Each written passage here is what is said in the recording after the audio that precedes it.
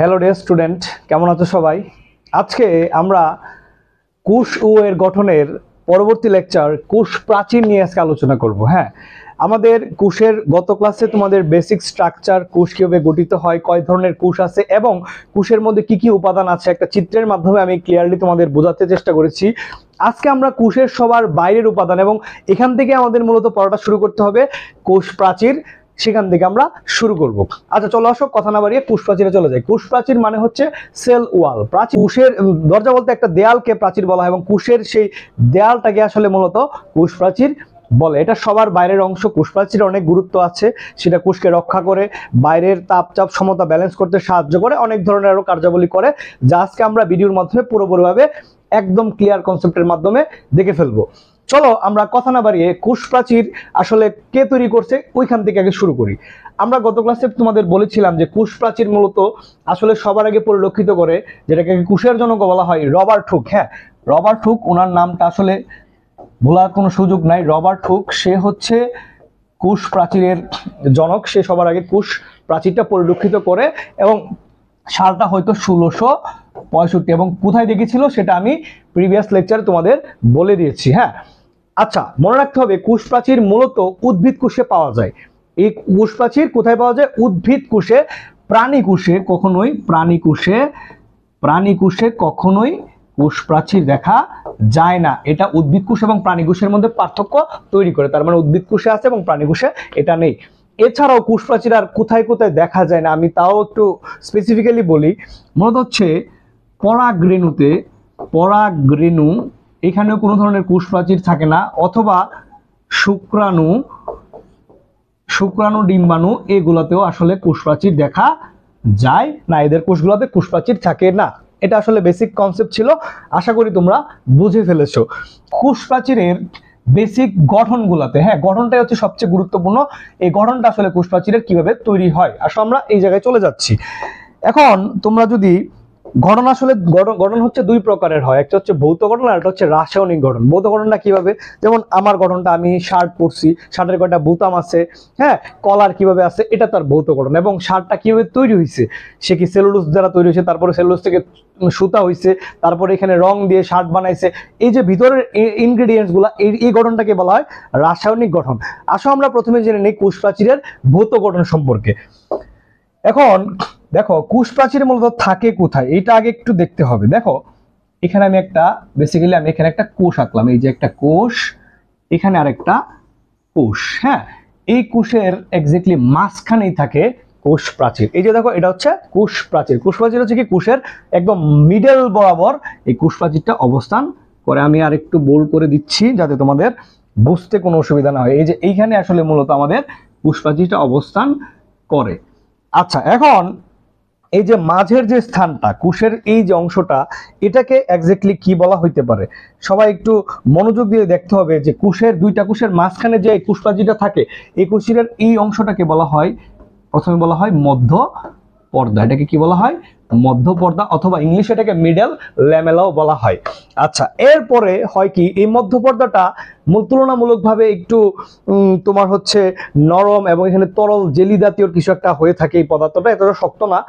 এই মধ্যপর্দা কোষ বৃদ্ধির সাথে সাথে, কোষের বয়স বাড়ার সাথে সাথে এই মধ্যপর্দা থেকে আরেকটা কোষের চারদিকে একটা লেয়ার ক্রিয়েট হয়। কিরকম দেখাই, এটাকে আমি আরেকটা কালার দিয়ে দেখাচ্ছি, ব্ল্যাক কালার দিয়ে। এই দেখো এটা এদিক দিয়ে আরেকটা লেয়ার ক্রিয়েট হচ্ছে, দেখছো এইদিকে আরেকটা লেয়ার ক্রিয়েট হচ্ছে, এই দেখো এইদিকে আরেকটা লেয়ার ক্রিয়েট হয়ে যাচ্ছে।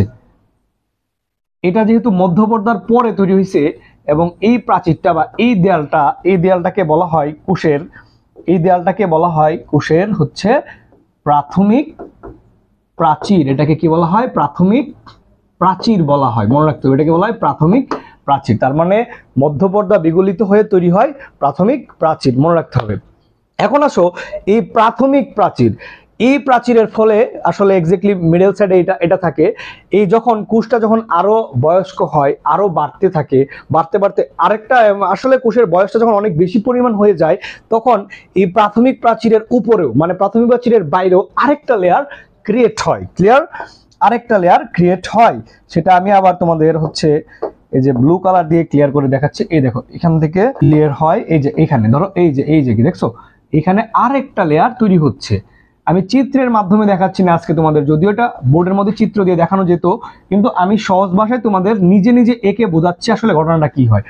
তার মানে হচ্ছে কি, মধ্যপর্দা সবার মাঝখানে, তারপরে এর পরের যে লেয়ারটা এটাকে বলে প্রাথমিক প্রাচীর, এরপরে আরেকটা লেয়ার ক্রিয়েট হয়, এটাকে বলা হয় গৌণ অথবা সেকেন্ডারি প্রাচীর। কি বলা এটাকে? গৌণ অথবা সেকেন্ডারি প্রাচীর একে বলা হয়। আই হোপ তোমরা বিষয়টা ক্লিয়ার হয়ে গেছো। এখন মনে রাখতে হবে সেকেন্ডারি প্রাচীর কিন্তু একদম সবার লাস্টে ক্রিয়েট হয়, এবং কোষটা যখন বয়স্ক হয় তখনই সেকেন্ডারি প্রাচীরটা ক্রিয়েট হয়। সেকেন্ডারি প্রাচীর, তোমাদের মনে প্রশ্ন আসে না যে স্যার এই যে সেকেন্ডারি প্রাচীর তৈরি হচ্ছে এটা তো আস্তে আস্তে বড় হবে? হ্যাঁ, সেকেন্ডারি প্রাচীর যখন আস্তে আস্তে বড় হয়, এদিকে আরো বাড়তে থাকে, এদিকে আরো বাড়তে থাকে, তখন কি হয়, সে কোষের উপরে কিন্তু একটা এফেক্ট ফেলে। এদিকেও বাড়তে থাকে, তখন এটা কোষের উপরে সে একটা এফেক্ট ফেলে এবং কোষটাকে তারা নষ্ট করে দেয়। এবং সেকেন্ডারি প্রাচীরের একটা অন্যতম উদাহরণ হচ্ছে গাছের কাঠ, এবং এখানে কোনো কোষ থাকে না। এই সেকেন্ডারি প্রাচীর পুরো হইতে হইতে হইতে হইতে গাছের কোষগুলোকে তারা নষ্ট করে ফেলে এবং এটা কাঠে কনভার্ট হয়। আশা করি জিনিসটা তোমরা বুঝতে পেরেছো। এবং সেকেন্ডারি প্রাচীর সম্পর্কে একটা খুবই ইম্পর্টেন্ট একটা জিনিস তোমাদের মাথায় রাখতে হবে, যেটা আমাদের এমসিকিউ অথবা সিকিউতে কম্পারেটিভ পরীক্ষাগুলোতে চলে আসছে, যে সেকেন্ডারি প্রাচীর আসলে কোথায় পাওয়া যায় না। যেহেতু বলছি এটা একটা মানে সবার লাস্ট ধাপ, এবং উদ্ভিদ বয়স্ক হতে হতে এটা তৈরি হয় এবং এটা পার্মানেন্ট জায়গায়, এটা পার্মানেন্ট একটা পজিশনে গিয়ে তারা থেমে যায়। দ্যাটস মিন সেকেন্ডারি প্রাচীর তোমার মনে রাখতে হবে ভাজক কোষে, যেসব কোষ বিভাজিত হয় ভাজক কোষে এরা পাওয়া যায় না। মানে ভাজক কোষে সেকেন্ডারি প্রাচীর থাকে না, মানে যে কোষগুলো বিভাজিত হয় সেখানে সেকেন্ডারি প্রাচীরকে দেখা যায় না। আই হোপ তোমরা এখান থেকে এক্স্যাক্টলি আমাদের এই যে কোষ প্রাচীর কি কি বিষয় নিয়ে গঠিত হয় সেটা তোমরা বুঝে ফেলেছো। আবারও একটু রিমাইন্ড করি, মাঝের যে পর্দাটাকে বলে মধ্যপর্দা, মধ্যপর্দা বিগলিত হয়ে তৈরি হয় প্রাথমিক প্রাচীর, এবং আস্তে আস্তে আস্তে যে কোষের যখন বয়স বাড়তে থাকে তখন তৈরি হয় সেকেন্ডারি প্রাচীর, এবং এই সেকেন্ডারি প্রাচীরটা ভাজক কোষে অথবা বিপাকীয় কোষে পাওয়া যায় না। আশা করি এতটুকু পর্যন্ত তোমরা মোটামুটি ক্লিয়ার হয়ে গেছো। এখন আমাদের ভৌত গঠনের পরে আমরা এবার চলে যাব আমাদের এই যে পদার্থের রাসায়নিক গঠনে। আমি আর এটা চিত্রটা চেঞ্জ করলাম না, আমি এখান থেকেই পড়ানো শুরু করেছি। রাসায়নিক গঠন, রাসায়নিক গঠন হচ্ছে একটা কোষের মধ্যে এক্স্যাক্টলি এই মধ্যপর্দা, প্রাথমিক প্রাচীর, সেকেন্ডারি প্রাচীর, এদের মধ্যে কি কি উপাদান পাওয়া যায়, এটাই হচ্ছে তার রাসায়নিক গঠন। আশা করি বুঝতে পেরেছো। তো আমি এই সাইডে একটু লিখি মধ্যপর্দা, আমাদের যে মধ্যপর্দা মাঝের যে পর্দাটা, আবারও বলি মধ্যপর্দা, এই মধ্যপর্দাটা মূলত গঠিত হয় কয়েকটা উপাদান দ্বারা। মেইন উপাদান হচ্ছে এখানের প্যাকটিক অ্যাসিড, এটা উপাদানটার নাম হচ্ছে কি প্যাকটিক অ্যাসিড। এই অ্যাসিড দ্বারা হচ্ছে মধ্যপর্দাটা গঠিত হয়, এবং প্যাকটিক অ্যাসিড হচ্ছে তরল জাতীয় পদার্থের মতো, সো এই কারণে মধ্যপর্দাটা নরম থাকে। আবারও বলি নরম থাকে মধ্যপর্দা প্যাকটিক অ্যাসিড। এবং এটা হলো 1 নাম্বার। তারপর হচ্ছে 2 নাম্বার আরো কিছু উপাদান থাকে, সেটাকে আসলে প্যাকটিন বলা হয়।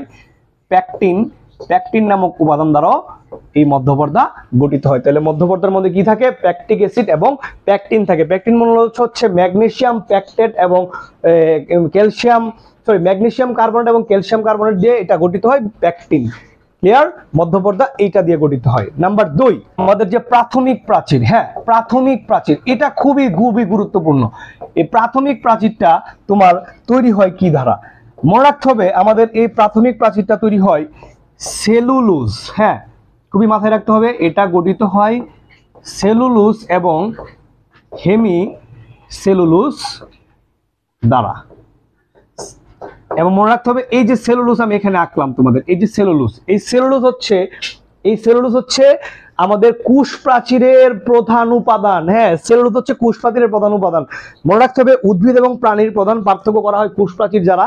উদ্ভিদের কোষ প্রাচীর আছে, প্রাণীদের নাই, এবং উদ্ভিদের বডির মধ্যে সেলুলোজ দ্বারা কোষ প্রাচীর, মানুষের মধ্যে কোনো সেলুলোজ দ্বারা কোষ প্রাচীর নাই।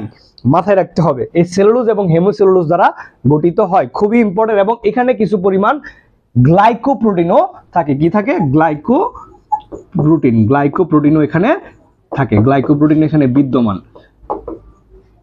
এখন আসো আমরা চলে যাচ্ছি আমাদের সেকেন্ডারি প্রাচীর, সেটা কি নিয়ে গঠিত হয়। আমি যেহেতু এক জায়গাতেই লিখছি, সো এখানে আমি লিখে ফেলি সেকেন্ডারি প্রাচীরটা মূলত কি দ্বারা গঠিত হয়। যেহেতু সেকেন্ডারি প্রাচীর একদম লাস্ট লেভেলে, উদ্ভিদ কোষটা আসলে বয়স্ক হলে তৈরি হয় এবং এটা বাড়লে কোষের উপর এফেক্ট পড়ে, মানে ওয়ান টাইম এটা পার্মানেন্ট হয়ে যায়। এই সেকেন্ডারি প্রাচীর তৈরি হয় এক ধরনের লেয়ার দ্বারা, সেটার নাম হচ্ছে লিগনিন। লিগনিন এই ধরনের পদার্থ দ্বারা সেকেন্ডারি প্রাচীর লিগনিন, সুবেরিন অথবা কিছু ধরনের গ্লাইকোপ্রোটিন দ্বারাও সেকেন্ডারি প্রাচীর তৈরি হয়। এটা হচ্ছে আমাদের কোষ প্রাচীরের গাঠনিক এবং রাসায়নিক উপাদানগুলা। আবারও বলি, পরীক্ষায় খাতা লিখতে হলে এগুলা থেকে এমসিকিউ আসে এবং সিকিউ আসে। তো সবার আগে মাথায় রাখতে হবে কোষ প্রাচীরের মেইনলি সেলুলোসা সবচেয়ে বেশি পরিমাণ পাওয়া যায়। ক্লিয়ার? আচ্ছা, এখন আমরা কোষ প্রাচীরের প্রায় শেষের অংশে চলে এসেছি। তোমাদের বইয়ের মধ্যে তোমরা দেখলেই বুঝতে পারবা যে কনসেপ্টগুলা তোমার কাছে একদম সহজ মনে হচ্ছে। শেষের দিকে আমরা চলে যাব কোষ প্রাচীরের সূক্ষ্ম গঠন নিয়ে আমরা আলোচনা করব। কোষ প্রাচীরের সূক্ষ্ম গঠন, হ্যাঁ এটা খুবই ইম্পর্টেন্ট। সূক্ষ্ম গঠন মানে হচ্ছে এক্স্যাক্টলি কোষ প্রাচীর কি দ্বারা একদম তার একদম ডিপলি সে কি দ্বারা গঠিত হয়। সূক্ষ্ম গঠনে আমরা যখন চলে যাব তখন একটু চোখ কান খোলা রাখতে হবে, এখানে ভুল করার কোনো সুযোগ নাই। প্রথমে আমরা জানি যে কোষ প্রাচীর তৈরি হয় কি দ্বারা? সেলুলোজ দ্বারা। মূলত এখানে সেলুলোজ থাকে। সেলুলোজ কি দ্বারা গঠিত হয় মনে রাখবা, অনেকগুলা গ্লুকোজ অণু, এইগুলা হচ্ছে বিটা ডি গ্লুকোজ, অনেকগুলা বিটা গ্লুকোজ অণু কনভার্ট হয়ে অনেকগুলা glucose, beta D glucose, alpha beta, এগুলা কোষ রসায়নে আমি আলোচনা করব, মিলে গঠিত হয় সেলুলোজ। ক্লিয়ার? এবং 1 থেকে 3000টি, মনে রাখতে হবে 1 থেকে 3কে আমি এখানে লিখে দিচ্ছি, 1 থেকে 3000 সেলুলোজ নিয়ে গঠিত হয় একটা কি? Cellulose chain. সেলুলোজ চেইন গঠিত হয়।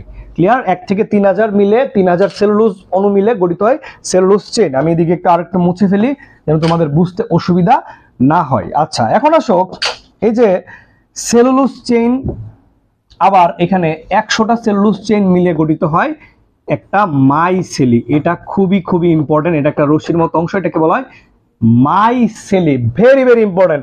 এবং এটা ঢাকা বিশ্ববিদ্যালয় সহ মেডিকেল সহ সব জায়গায় কোশ্চেন আসে যে কোষের গাঠনিক এককের নাম কি? কোষের গাঠনিক এককের নাম হচ্ছে মাইসেলি। মাইসেলি কথাটা কোনোভাবে ভোলা যাবে না। এরপর আসো, আবার এখানে তোমার মনে রাখতে হবে 20টি মাইসেলি মিলে, কয়টা? 20টি। এখানে 20টি মাইসেলি মিলে গঠিত হয় একটা মাইক্রোফাইব্রিল।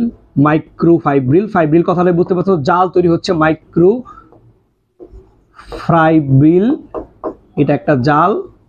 এবং মনে রাখতে হবে আমাদের, তার মানে 20টি মাইসেলি মিলে গঠিত হয় মাইক্রোফাইব্রিল, এবং এখানে আবার 250টি মাইক্রোফাইব্রিল নিয়ে গঠিত হয় একটা ম্যাক্রোফাইব্রিল, এবং এখান থেকে তৈরি হয় তন্তু বা সুতার মতো অংশ, ম্যাক্রোফাইব্রিল, এখান থেকে এই তন্তু তৈরি হয় এবং এটাই একটা কোষ প্রাচীরে কনভার্ট হয়। তাহলে এই হচ্ছে কোষ প্রাচীরের সূক্ষ্ম গঠন। আই হোপ তোমরা বুঝে ফেলেছো যে beta D glucose, cellulose chain, micellae, microfibril, 250টি মিলে গঠিত ম্যাক্রোফাইব্রিল, এখান থেকে একটা কোষ প্রাচীরের তন্তু ক্রিয়েট হয়। এই হচ্ছে আমাদের কোষ প্রাচীরের সূক্ষ্ম গঠন।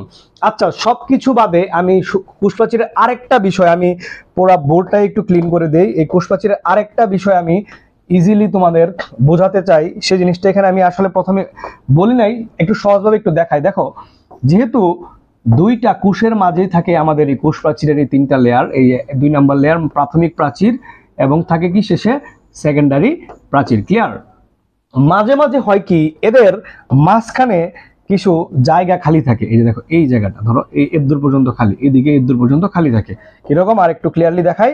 এই দেখো কোষ প্রাচীরের, এই দেখো এখানে মধ্যপর্দার লাইনটা ছাড়া দেখো সেকেন্ডারি প্রাচীরও নাই, প্রাথমিক প্রাচীরও নাই, মানে শুধুমাত্র মধ্যপর্দার যে মাঝখানের লাইনটা আছে সেটাই এখানে বিদ্যমান। দেখতে পারতেছো?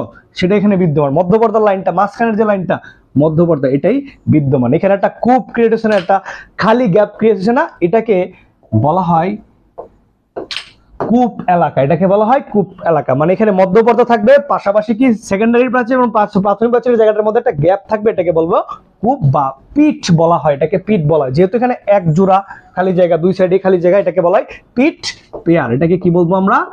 পিট পেয়ার, এটাকে আমরা বলবো। এবং আরেকটা লাস্ট এখানের আমার টপিক, যেটা নিয়ে আলোচনা করলে তোমাদের আসলে কোষ প্রাচীর নিয়ে আজীবনের সমস্যা তোমাদের শেষ হয়ে যাবে। আমাদের এই দেখো দুইটা কোষের মাঝখানে যে কোষ প্রাচীরটা, এই কোষ প্রাচীরের এখানে দেখো কূপ এলাকাটা জায়গাটা খালি না, এদিকে অনেকগুলো এরকম নল থাকে। নল, এই নলগুলা কি একটা কোষের মধ্যে থেকে আরেকটা কোষের আদান প্রদান করে। মানুষ যেমন একা থাকতে পারে না, কোষও পারে না, সে একে অপরের উপর ডিপেন্ডেন্ট। এই যে মাঝে এই যে মাঝখানের যে অংশটা আছে, সেই অংশ দিয়ে সে নলের মধ্যে দিয়ে সে বিভিন্ন উপাদান, পানি, এগুলো তারা আদান প্রদান করে।